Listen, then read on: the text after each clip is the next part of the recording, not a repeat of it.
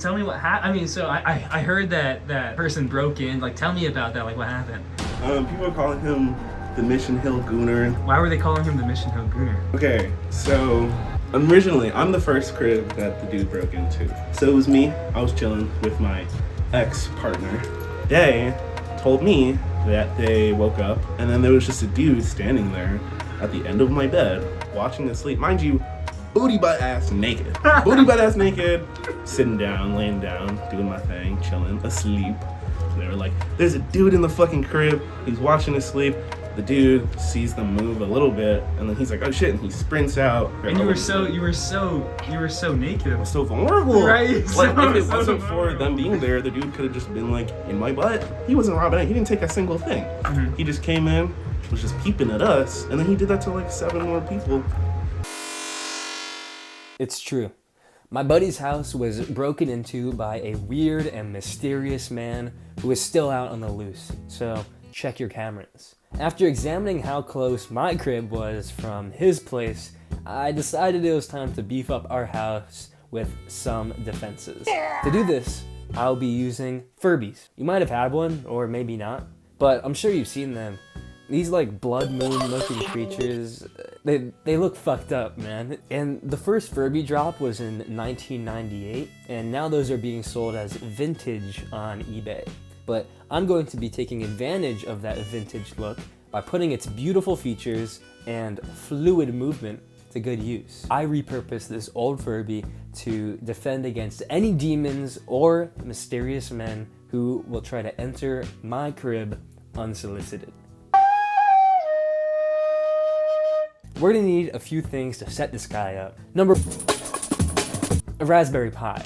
This is going to be half the brains of our operation. It will be running a lightweight face detection model that will return how confident it is that there's a face in a given frame. And those frames will be supplied by number 2, a Raspberry Pi compatible webcam. I bought an off-brand camera module from Arducam, which worked perfectly and was really all I needed for this project. You also need number 3, a computer you will be using to SSH into your Raspberry Pi.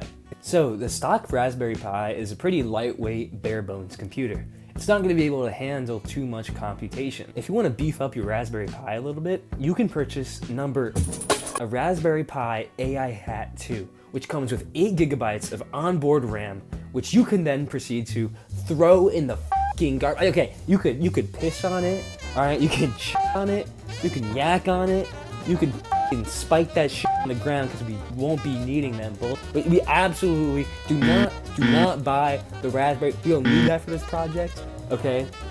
It's some bullshit, man. There's no a snack in case you get hungry. Fucking AI hat, okay? That Raspberry Pi piece of shit AI hat module that you won't need. You can buy some fucking a bunch of other things that I don't really know. You know, if you want more information, you can hit me up on my MySpace page, because there probably were some other things like, the Furby itself. I didn't even mention that one. You could probably need that. Probably need that for a Furby. A Furby. Hi, I'm Oliver. I'm Jesse's roommate, and we're gonna be testing his face detection software. You're gonna want to look into the camera. All right, hit the play button. Hit the play button, and it's gonna scan your face, and you want to get like all the angles. Yeah. Keep moving your head. That's good. If I put the cat in the frame, will it say unknown? Yes, bro. Is he getting recognized? Oh. It got like one picture of him, I think. The code actually, I made it so it doesn't detect cats, and that's why it errored. Try taking off your hat. Wait, point it at me. Crash. What the fuck? So clearly there were some things that needed to be fixed, but after a little bit of trial and error, I was getting it to work pretty consistently, and I think it works in a pretty cool way, and I'm gonna show you guys.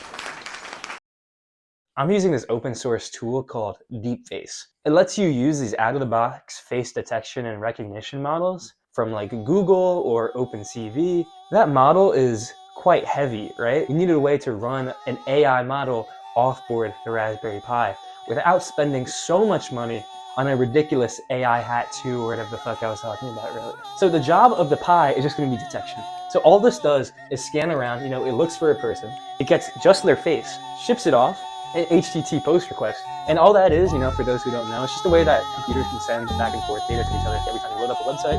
Your computer, the front end, what you're looking at, is making a bunch of calls or requests to a server, and it's asking, hey, I need all this data to load up this front end, please give me back the required data. And so in a post request, it's going to be sending data to the back end. In my case, it's going to be sending this photo.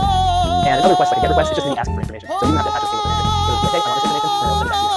My response is Matthew, getting this photo.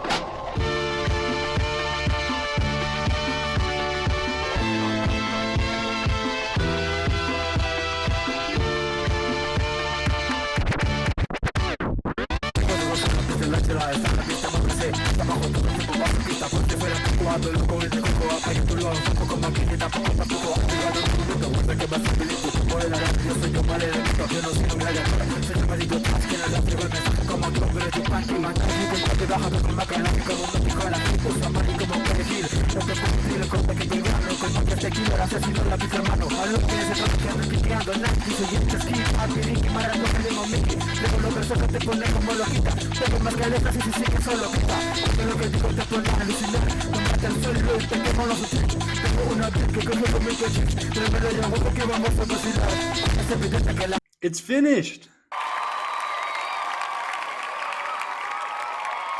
Here's the front. We have the camera poking out through its right eye, and the left eye is hot glued in. I'm sorry, guys. Here's the back.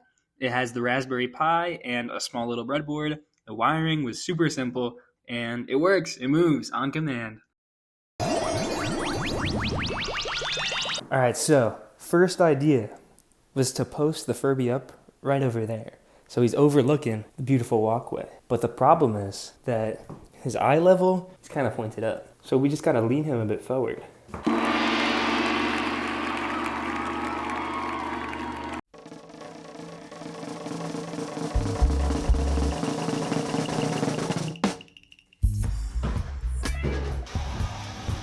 Jesse, my man. Look at that! Good to see you again. Hello. It talks to you! Good to see you again. Hey! Hello. Dude, isn't that... Let's... Jesse, my man. Alright, saying that one again. And look at this beautiful real-time footage you can get from watching the VS Code screen. It's updating very slow, but look at it. It's so real-time. And it totally stops when it recognizes a face. But it does save the last photo of the person whose face it recognized. So you can see it right there. Take me down from here. I'm hungry, Jesse. Please feed me. You could remote into the Furby and yell at any person coming into your crib, because the Furby sends you a text message when a person is in your home. So when you get that text message, so you just gotta make sure the Furby's listening for your audio, and it'll start moving. And now you can talk to anyone who's coming into your home. Isn't that incredible? And now you can talk to anyone who's coming into your home. Isn't it incredible?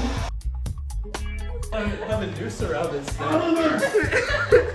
Dude, so that's so it doesn't fall forward. Oliver! I should get my socks in the front. Alright, they're in the van. Just walk in front of him and see if he marks you as an intruder. Oh, it works! Oh, Oliver. Yeah, I totally thought you were Oliver. Alright, that's the video. Thank you so much for watching. I love you all, and good night. Some the frat dudes beat up some homeless nigga for no reason. Wait, so he was caught? No. No. He was never caught. Never caught. Oh, so the homeless dude wasn't the guy? Apparently the dude that ended up getting tackled by the frat dudes was just some schizophrenic dude